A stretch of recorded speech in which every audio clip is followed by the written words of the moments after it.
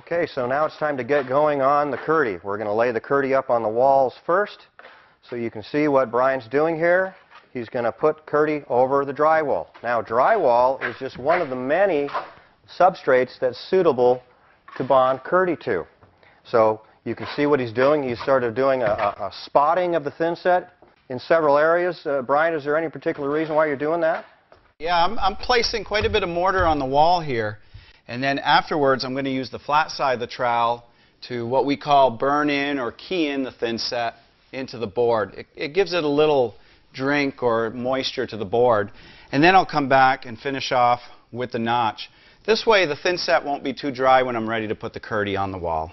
Okay, that's one of the keys, is to make certain that the thin set is in a nice loose state even when the kirti goes to be applied to it. So this is sort of a strategy to get the thin set out of the bucket and on the wall and not give it a chance to skin up or dry out before the kirti's put on there. Now, this is drywall, and since it's drywall, we're just going right to it, burning in the thin set. If it was, say, a backer board, concrete backer board or fibrous concrete backer board, that stuff's very thirsty, and we would want to introduce just a little bit of water to it. So we would give it a drink with a sponge and water. We don't want its first drink to be the water out of our bond coat, out of our thin set. So in that case, on the backer board, we would wet it just a little bit. So you can see how Brian's doing here. He's still keying in the mortar. He's got plenty of it out of the bucket and on the wall. Now, this thin set has had a chance to slake. Like I said a little earlier, the slaking basically means that we've allowed the water in the thin set that we mixed in there to totally saturate all the particles of the thin set. This is going to make it perform as good as the manufacturer had intended it to be. So you can see the thin set's on the wall, and now he's ready to take the notch side and spread out the thin set. This notch, if you look at it, is a very, very small notch. That's all the thin set we're going to need to get the kirti mounted on the walls. This is very similar to wallpapering, and you know you don't need a whole lot of adhesive behind that sort of product. Here we don't need it either. So he's pretty much marked out where the tile's going to be, and you can just see, if you look, there's still a couple of pencil marks where we're going to end the tile around across the top and up here vertically, so he knows basically how big of an area he's going to spread with the thin set. Again, it's important to get the thin set out of the bucket and on the walls, and then get the kirti in the thin set while it's still loose.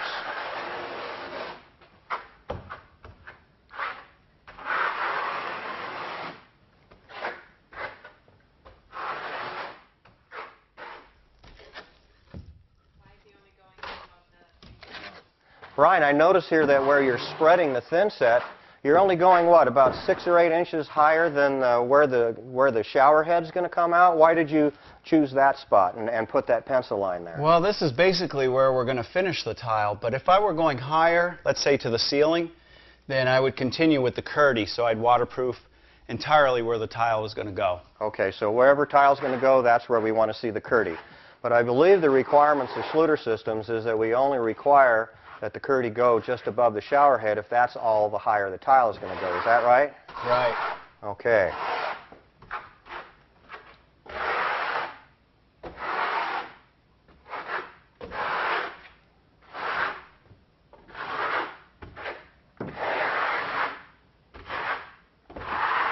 Now, there's a couple of different ways to put the kirti on the walls as far as treating this inside corner. What we're going to do with this piece is it's only going to go right to the corner and end right there. If you had more extra kirti material than you needed to get to the corner, you could actually turn the corner with that same sheet and carry it out onto this wall, and then you've already treated that inside corner. But we're going to show you that you have options here of how to put this in. So in this particular case, we're going to do termination of the sheet right here. So you can see what Brian's doing. He's laid the sheet up while it was dry, and he's given himself a couple of rough marks of where the shower head's going to come through up here, and also where the mixer valve is going to protrude through the kirti. So he's kind of positioned it on the wall, given himself a general idea where it's going to go, and he's going to get a lot of the big wrinkles out. And once he's got that on, then he can do a little bit cleaner job of cutting around the shower head and the mixer valve.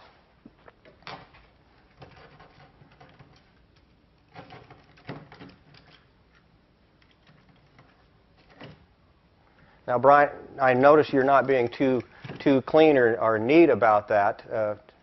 Is there any reason why you don't have to cut that any tighter to that pipe right there? Well, in a little while we're going to show you a couple new products. One is a pipe sleeve, which is going to fit right over. So even if I was cut maybe half an inch, 3/4 of an inch further, I'd still be able to cover all this.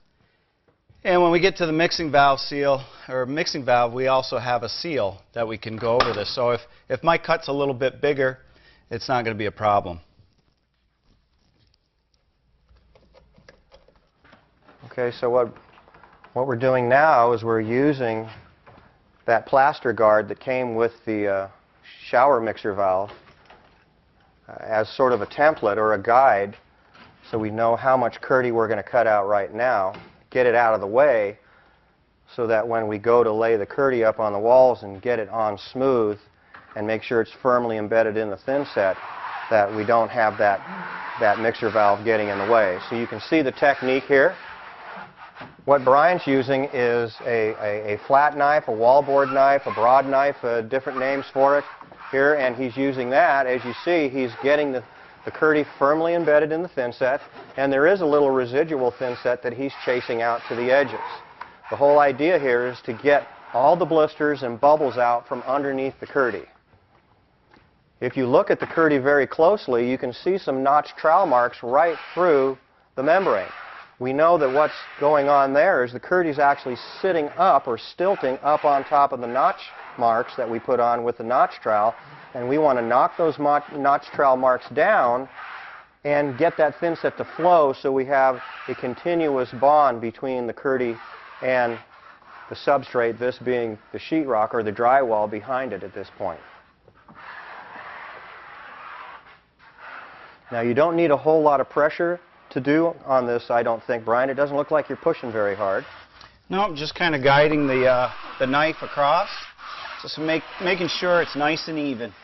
Okay, so it's not, the important step here isn't to get all the excess thin set out as much as it's just to get the kirti firmly embedded into the thin set you spread on the walls. You see he chases it right to the edge there.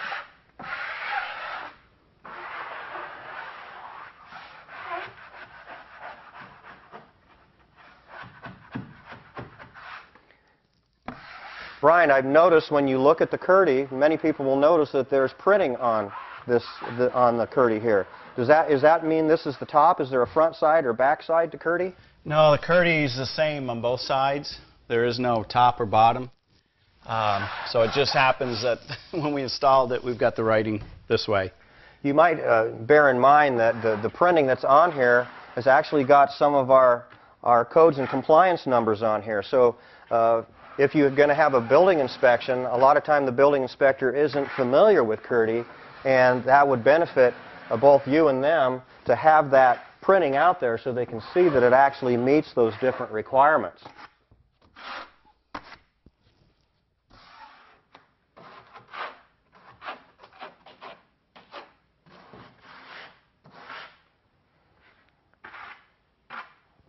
All right, that one wall is done. That is a waterproof wall, ready to accept tile, and that's ready to go. So that's treated. That's as quickly as it goes on. You can see it's very much like wallpapering.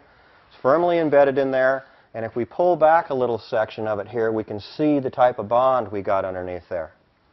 That's very nice. You see very, very few dry spots. We're going to make certain that we have a nice, good bond and a tight seal between the kirti and the solid backing that's behind it.